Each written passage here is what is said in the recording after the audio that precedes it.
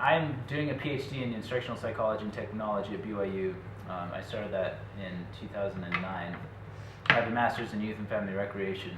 Across those two degrees, there's a lot of social psychology and just cognitive psychology and instructional psychology that we study in order to be able to understand how people work, what motivates them, and things like that.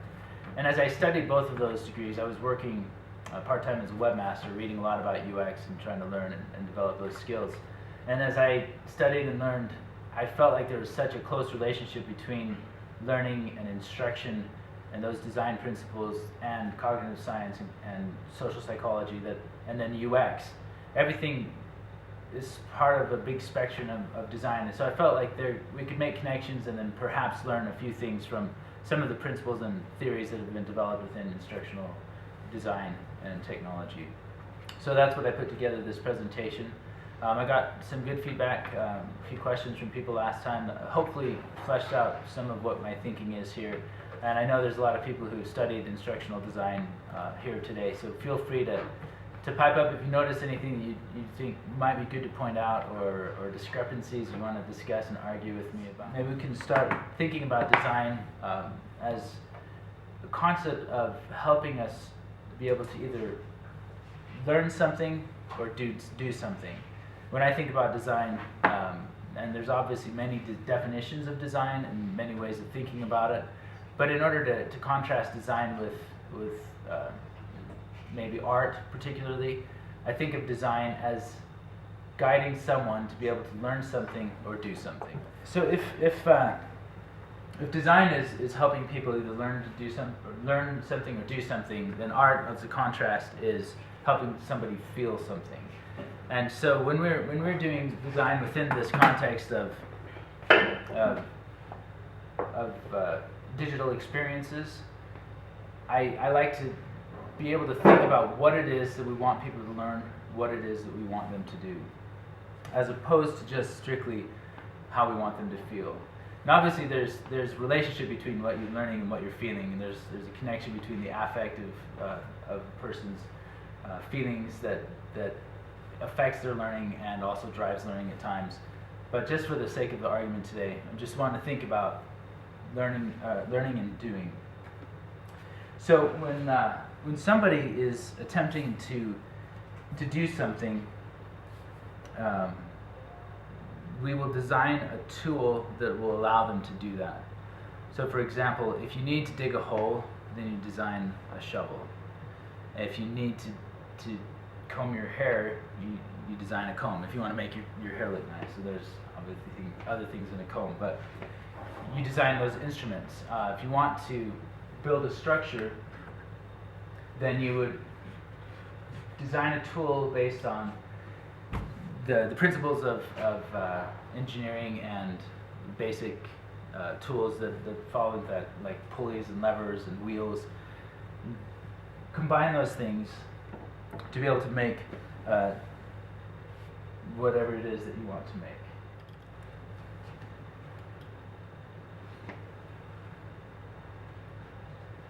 Okay, so these are my illustrations for what I just told you. We have a shovel, a comb, a pick, and a ramp with wheels. Get that on. All right. So for the concept of learning is really about communicating, and so to design for people to learn something, you have to design ways to communicate the information you want them to learn. And early on, people would design languages and written languages that they could transfer, and then the ability to share asynchronously. We first start speaking to each other, and then we share asynchronously through writing. And then we go to be able to deliver something farther away through a letter, through the Pony Express, for example. So the idea is that we're designing ways to communicate that information. It can go distances. We start out with just face-to-face, and it can expand out that learning experience across those spaces. Brings us to modern times, where we have the internet, which is just this idea exploded out even farther. Welcome. Is that door locked out there? Yeah. I apologize. I think there's an automatic lock. I didn't think to look at it. What time it starts. So we get to this point where we have this network of ability to communicate across vast spaces between myriad people. There's no limit to the reach that we have. And I think designing within this space becomes a lot more complex because we have a lot more things to think about in that design process and being able to help people learn things. So what's happened over time, from my perspective, is that we've been able to do more things, and as we've done more things, we've learned more things, and as we learn more things, we think of better ways to do things, and so we design better ways to do things, and then we're able to do more because we have more time because we've designed better ways to do things. And we just have this cycle of learning and doing. By building the internet, we become suddenly able to reach far more people, so we have to think of new ways in order to spread that information and train and teach new concepts, and it's just opened up the doors in a huge way. So with that sort of thought process in the design and do cycle, let's talk a little bit about some concepts within learning theories. Let's start with behaviorism. It's really, I'd say, probably the first psychological concept built around the idea of learning. And the fundamental principle of behaviorism is that you can't see into a person's brain. It's a black box. We don't know what goes on there. So learning has to be represented by the physical interactions that you see. So basically, you're presenting for people, if you want them to learn, B.F. Skinner was one of the big advocates of behaviorism, and the behaviorism concepts come from conditioning, operant conditioning that were developed by Pavlov. You've probably heard of Pavlov's dogs, where he would feed them at the same time as ringing a bell, and as he'd do that, the dogs would salivate, and then he could then ring the bell, and dogs would salivate even though they weren't going to eat food because they took the food away. They had this concept. For them, that was what learning was. If you could introduce a stimulus and elicit a response, and you could parallel some learning concept along with that stimulus, then you'd come out with learning, because you would be able to then introduce that learning thing and they would know a response, if that makes sense. So that's the essence behind behaviorism. And there's a whole field of instructional design that was centered around this concept of behaviorism that was really bizarre to me. And you can use behaviorist principles, especially in the elementary school levels, and use it for classroom management especially. You can get children to behave in certain ways with introducing certain reward stimuli, and it's very effective. But it really limits our understanding of humans, and I think impedes our ability to design in a way that's sensitive to human being behaviors and human being entities as agents of their own ability to choose. So you're essentially, with behaviorism, saying, you're a robot and I can make you do what I want you to do because I just have to find the right stimulus. And that sort of goes against the grain, I think, for me. One of the things, though, that's true about this is that people can be controlled to a certain extent in design through using these principles. And one of probably the best known, I would say, is the one-armed bandit gambling. The ability that they have to create this experience it's very deliberate, it's designed. You can have someone cha-ching, and they'll keep doing it, and suddenly they get a reward, and it motivates them to continue doing it. And if you're not aware of that kind of cycle, you can get hooked up to really easily. There was actually a guy in the IP&T program who, I think he's graduated now, but his sister was a game designer, and she told him that their objective is to addict people to games. When you think about digital games, that's the way that they aim their design. I think it's a little bit uncomfortable for me to think about designing that way, because it's really inappropriate, I think, to try to control people and make money off their addictions. But go ahead. It seems to be even one of the advertising words that they use a lot is the most addictive game of the year. It's something that they're not just hiding. It's a tout. It's a pull, really. People want to lose themselves in the games. Yeah, I think that's really true. And so I mean, there's probably a parallel to probably alcohol and drugs and things that make us feel a certain way. There's a good feeling with being able to accomplish things that a game is designed to do. But I think we can use those principles at the same time without going too far. So that's why I introduced behaviorism as sort of this principle of this is how they view the human being. There are ways that this could be used that's useful. I think especially in sort of the the concept of creating something that helps people help themselves, using those principles in that direction. So, Christian. Yeah, I think the equivalent of design, addictive game design within the field of interaction design would be delighting the user, finding ways to make interactions enjoyable in such a way that people enjoy engaging and want to continue engaging with whatever product you're designing or app or whatnot. Yeah. Cool. Thanks. So I won't harp too much on behaviorism more, but this was a really early principle used in education.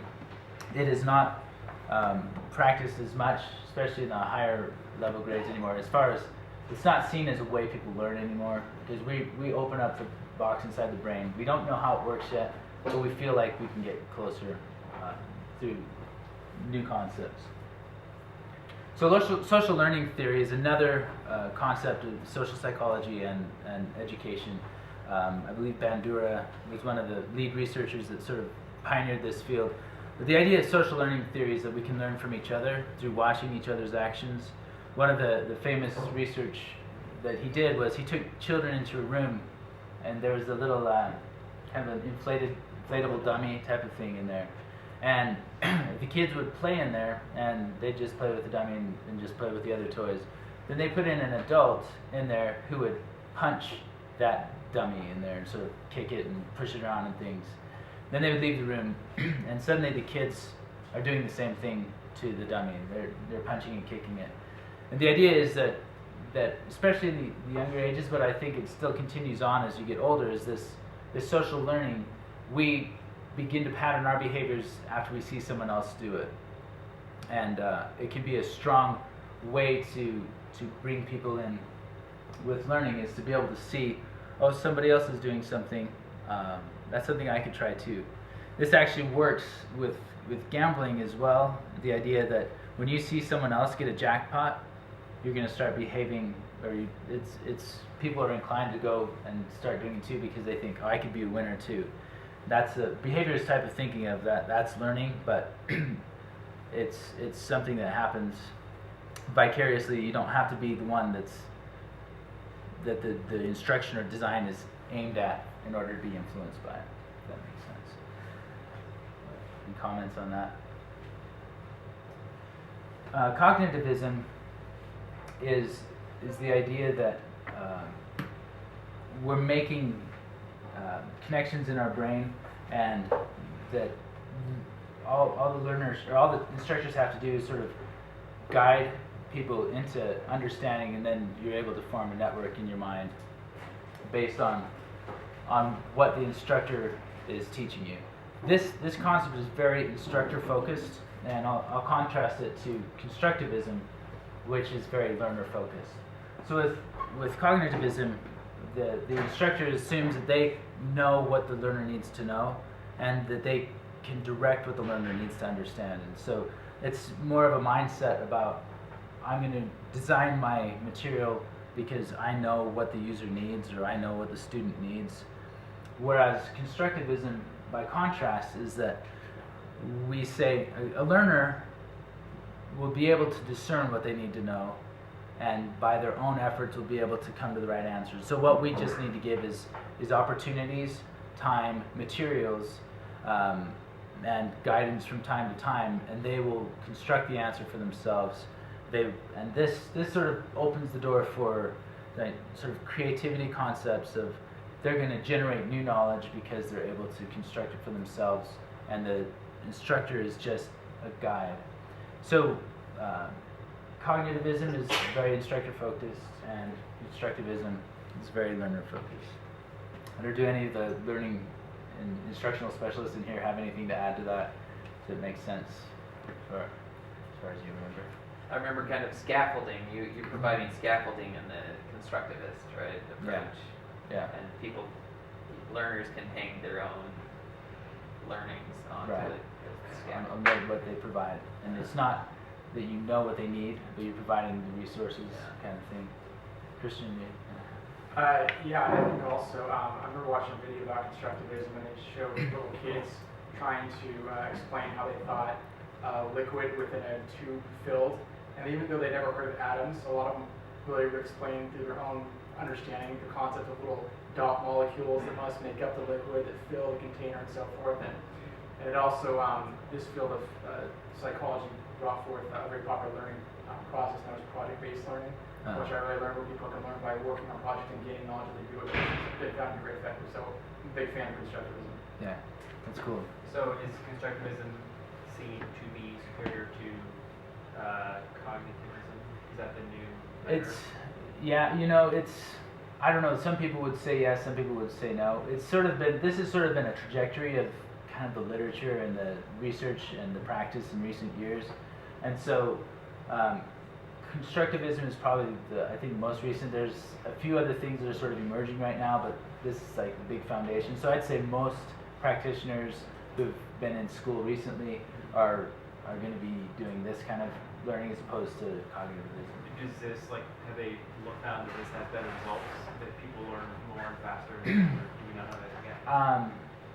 The literature's really mixed. Yeah, it's So in a medical school, they tried to do constructivism, where they would get the residents from day one, instead of all the lectures, and you have to learn this and this, and memorizing, that they would give them cases and have them start figuring that out on their own. And at the end of the residencies, the cognitivist approach, where you just tell and explain, they were actually quicker to diagnose, use less resources, didn't kind of fiddle around and say, let's try this, then let's try that. And so it's a pretty mixed results. There's a very strong constructivism that says when you actually need people to know something, just telling them tends to be, and then, so there's different contexts that you would want to use one or the other.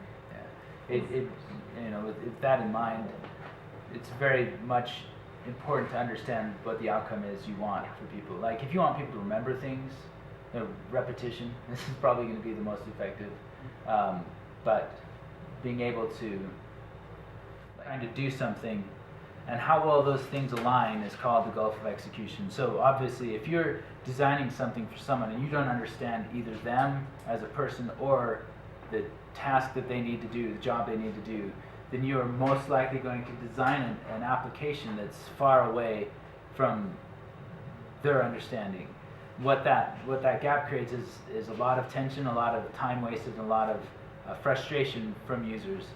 And so our objectives should be, as we design, is to understand those users better, and the more we understand them, the easier it is to close that gap of execution, so that our design is actually going to be for something they want to accomplish, rather than just our conception of that. So we can take these theories that we're talking about, we can understand how people learn, how they respond to stimulus, how they process things in their mind to the most extent, but if we don't understand their current situation, where they're situated, then we run into problems. Part of this is explained by the principle of the mental model, and I'm sure many of you have heard of this principle before. It's something Don Norman talked about in his book, The Design of Everyday Things.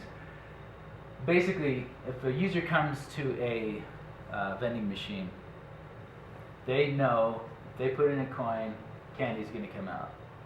When the person designs the vending machine, they know that the user's going to put in a coin, and they're going to have a sensor that senses which coin it is, make sure it's the right amount of money. There's going to be coils and gears, and everything's going to spit out, and then they're going to get the candy. And if you designed your applications or your vending machine in a way that the user had to sort of look and see how that was going to work in order for them to get the candy, and so they'd have to watch the things twirl and things, then they have to go around back, grab the candy. It just becomes a very cumbersome experience.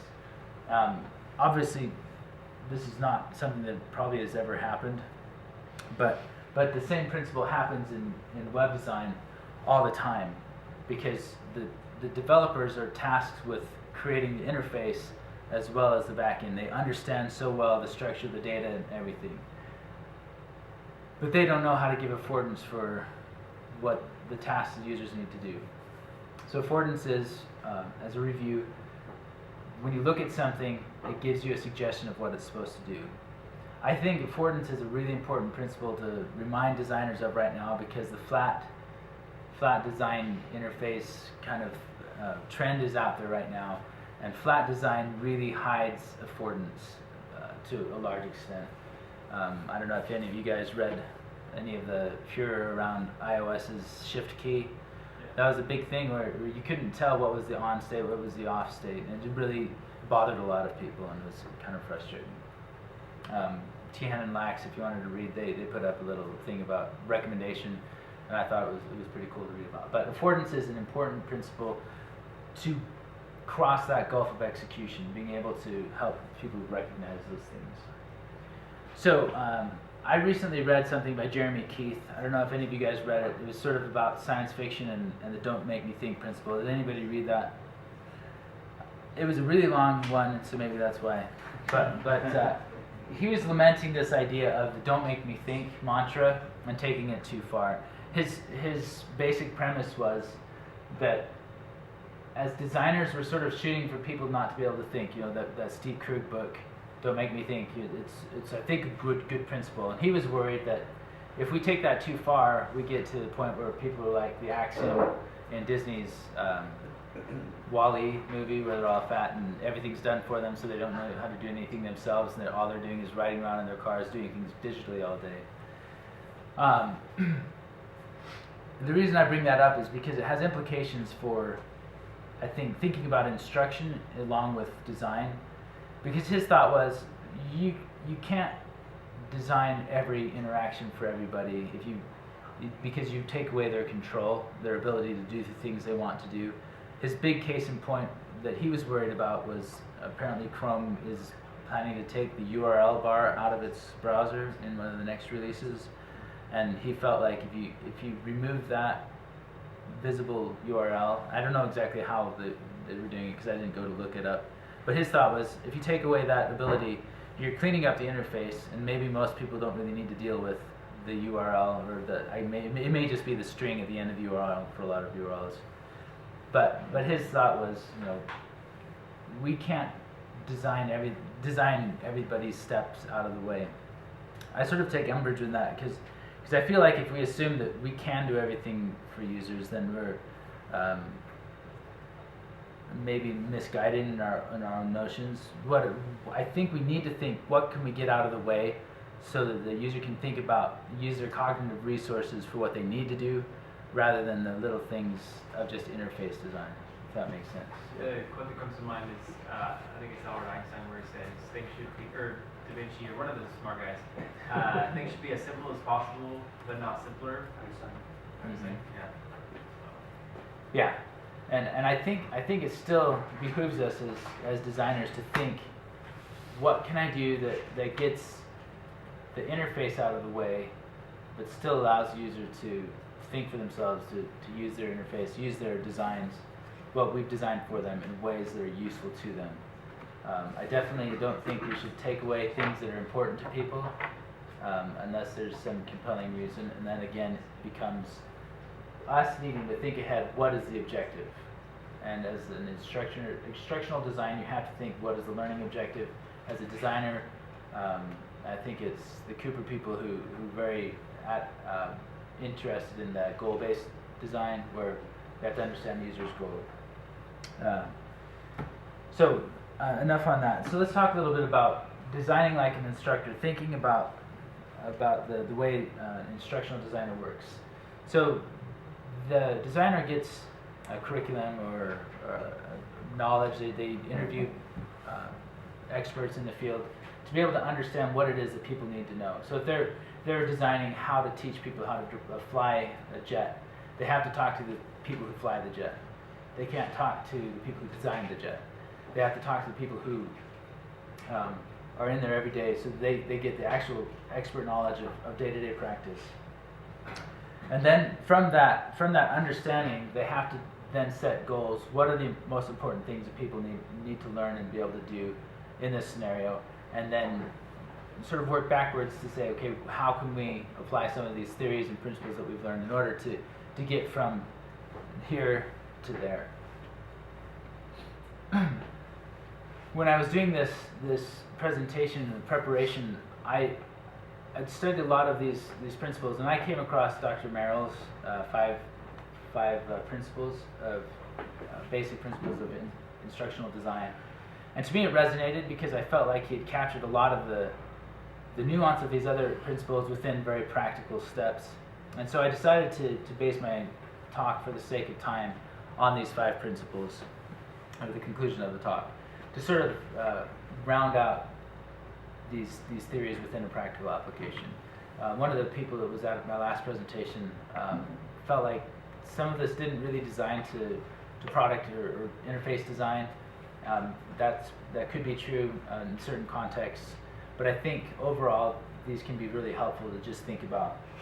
So the first one is, the learning is promoted when learners are engaged in solving real-world problems. And I think about this being that contextual understanding. When we design, we need to design in the context of where they live, where they work, where they are.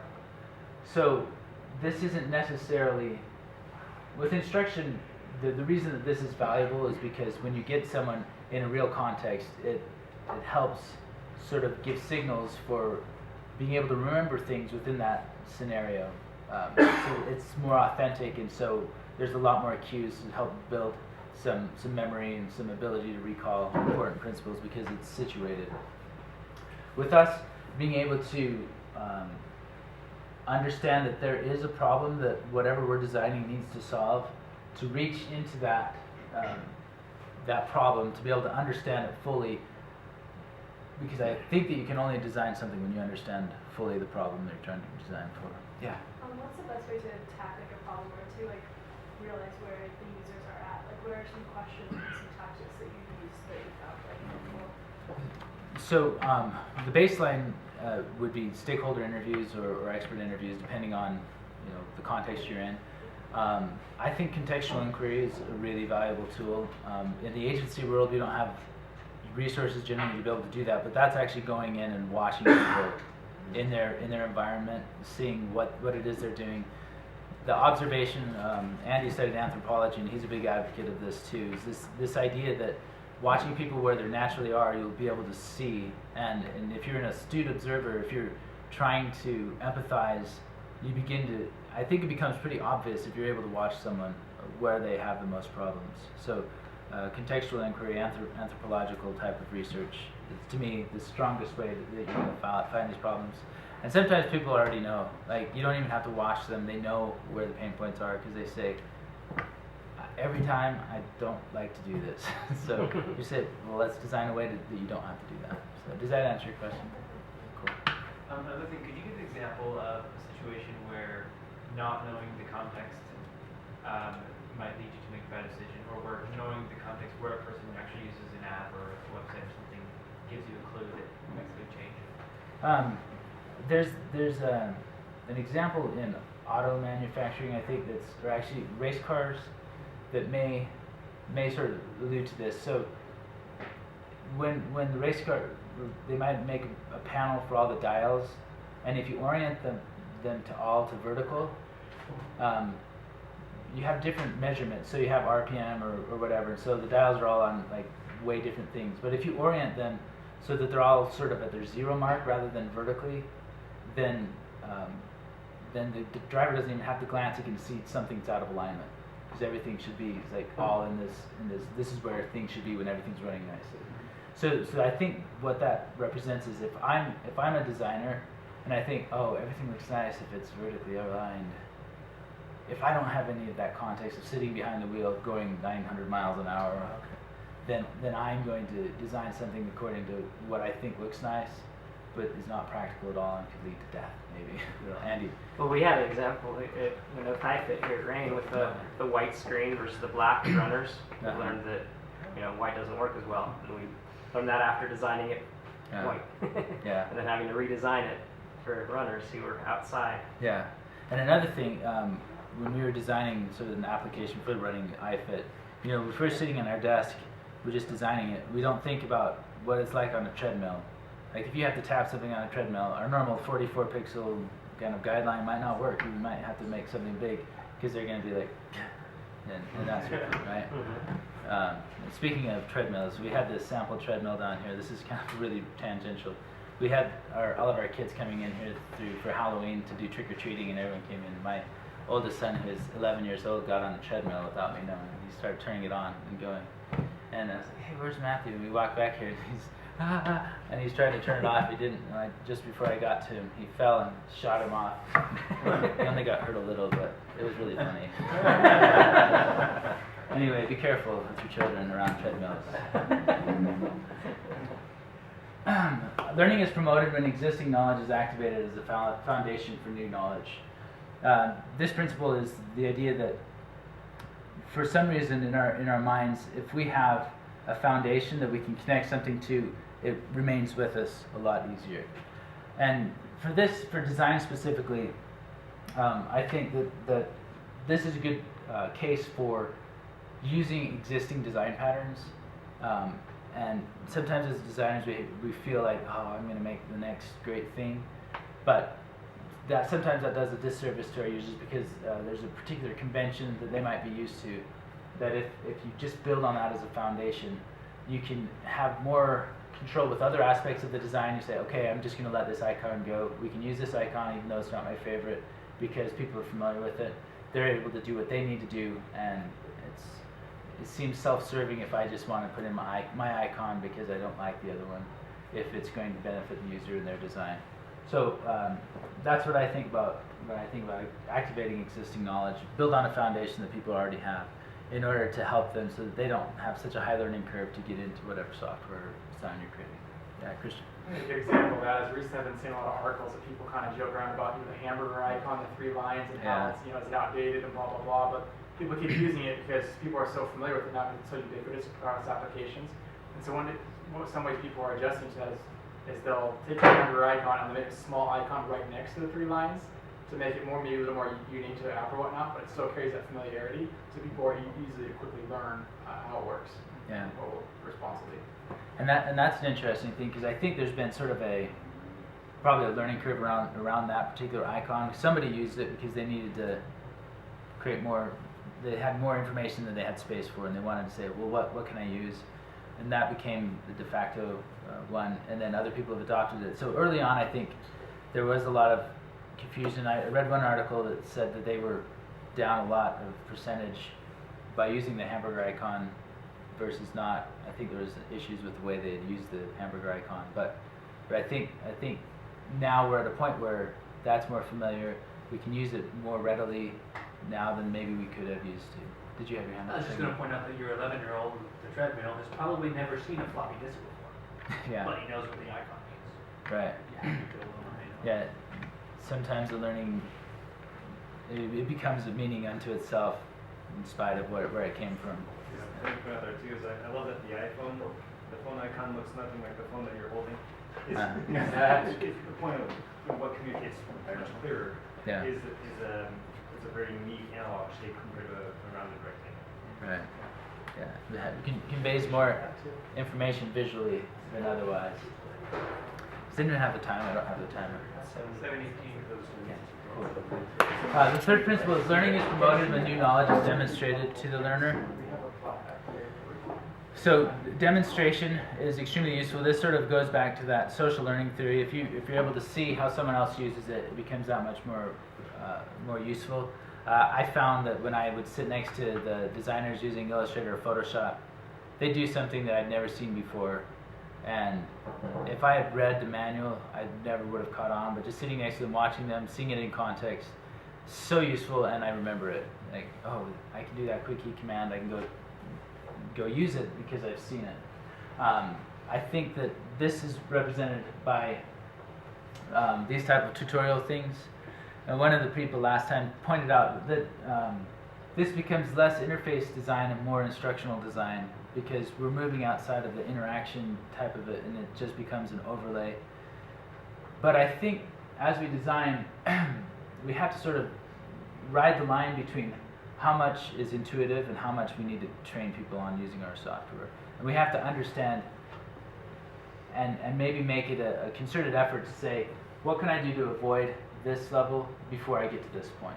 Is there a way that we can actually structure the interaction so that they can kind of be guided, self-guided, but if all else fails, there's some things that are just complex enough and not intuitive enough that you have to fall back to this type of representation. And it's good to understand between this demonstration and actually doing it themselves. So this actually represents a video that was made for the LDS Church's family history application. Media of ways to do that. If you get to, I don't know if I can turn it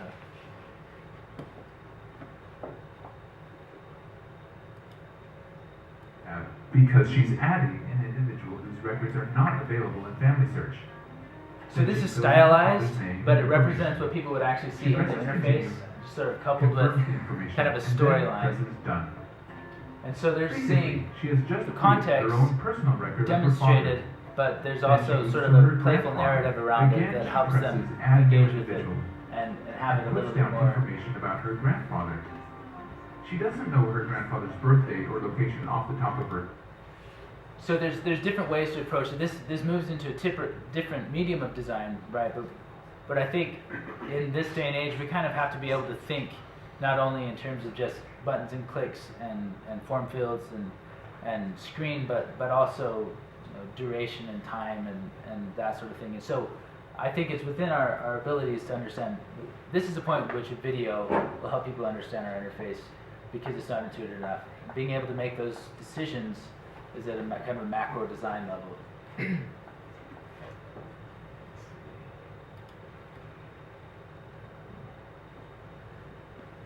Okay.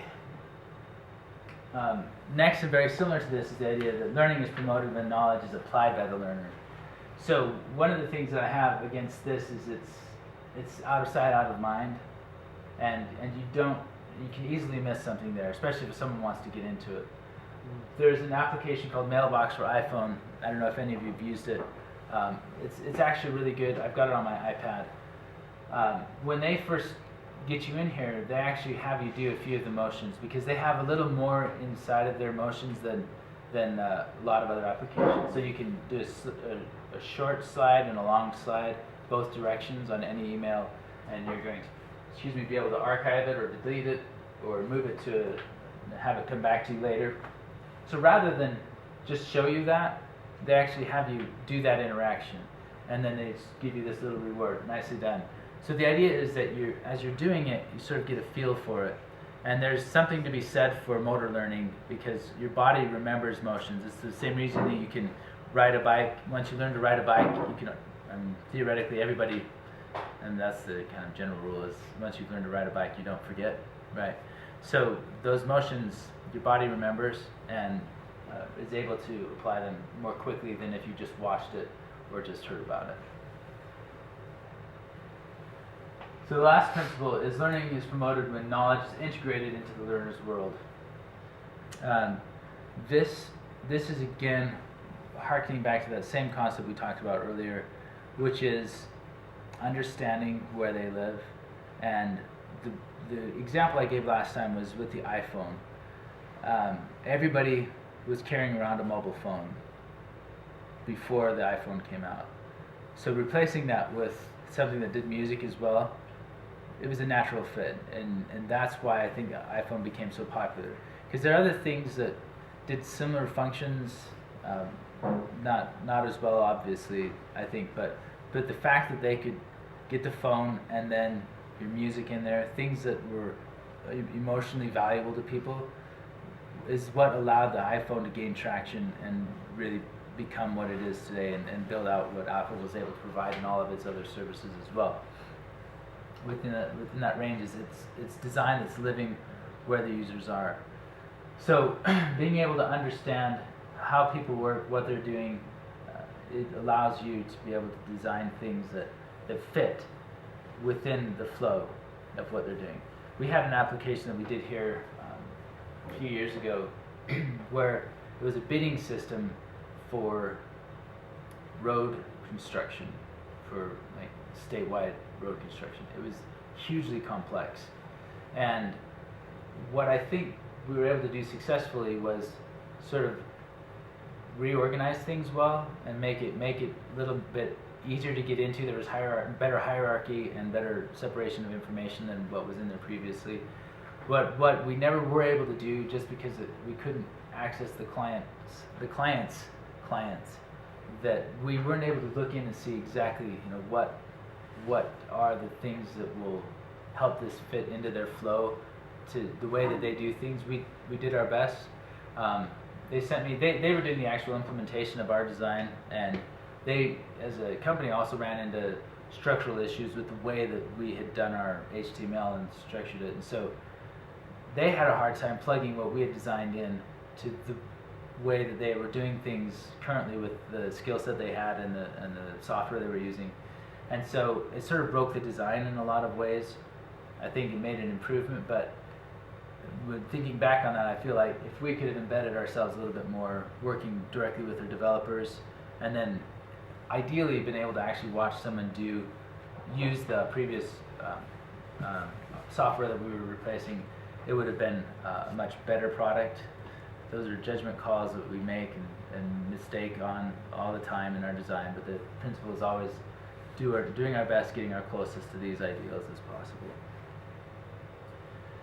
So that's the bottom line, is when learning, when teaching, we have to understand where our students are at. If we don't, then there's no way that we can teach them. I feel like to a certain extent, we can present information, and to a certain extent, they can grab some of it. But if we don't do a lot more connecting, and that's one of the problems with, I think, expanding school systems where there's more students to teachers and less understanding between them, it just becomes that much more difficult for effective, quick education to happen.